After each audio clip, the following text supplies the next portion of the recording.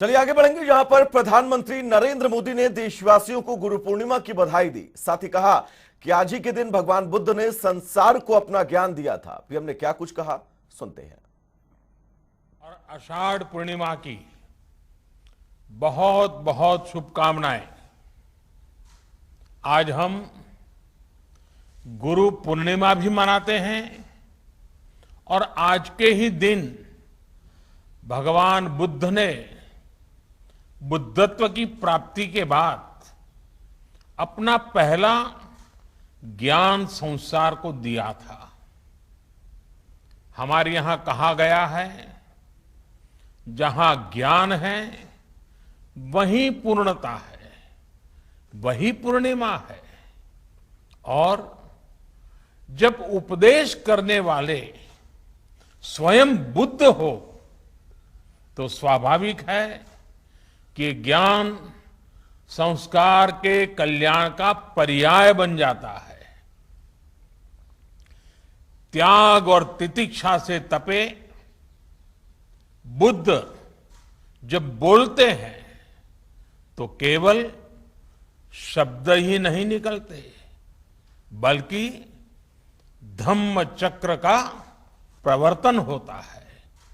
इसलिए तब उन्होंने केवल 5 शिष्यों को उपदेश दिया था, लेकिन आज पूरी दुनिया में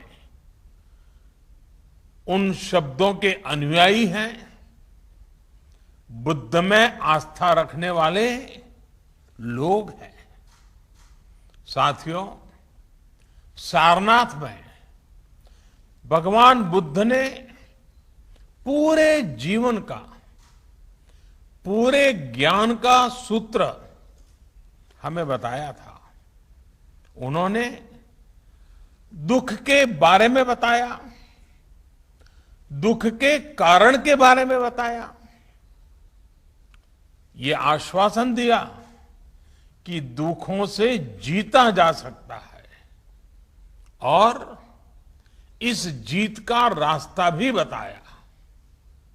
भगवान बुद्ध ने हमें जीवन के लिए अष्टांग सूत्र 8 मंत्र दिए।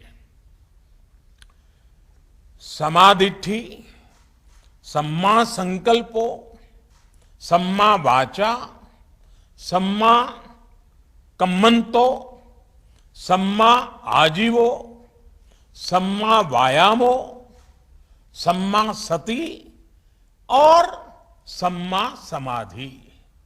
यानी कि सम्यक दृष्टि, सम्यक संकल्प, सम्यक वाणी, सम्यक कर्म, सम्यक आजीविका, सम्यक प्रयास, सम्यक मन, सम्यक समाधि यानी मन की एकाग्रता।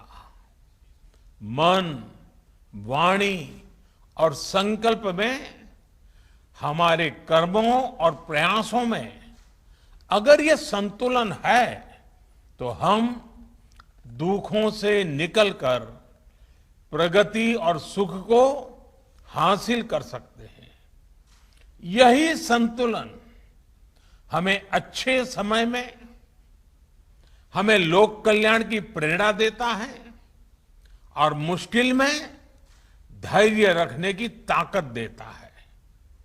साथियों, आज कोरोना महामारी के रूप में मानवता के सामने वैसा ही संकट है जब भगवान बुद्ध हमारे लिए और भी प्रासंगिक हो जाते हैं। बुद्ध के मार्ग पर चलकर ही बड़ी से बड़ी चुनौती का सामना हम कैसे कर सकते हैं, भारत ने ये करके दिखाया है। बुद्ध के सम्यक विचार को लेकर आज दुनिया के देश भी एक दूसरे का हाथ थाम रहे हैं, एक दूसरे की ताकत बन रहे हैं। इस दिशा में इंटरनेशनल बुद्धिस्ट कन्फेडरेशन का केयर विथ प्रेयर इनिशिएटिव, यह भी बहुत प्रशंसनीय है। साथियों, धम्मपद कहता है, नहीं वैरेन वैर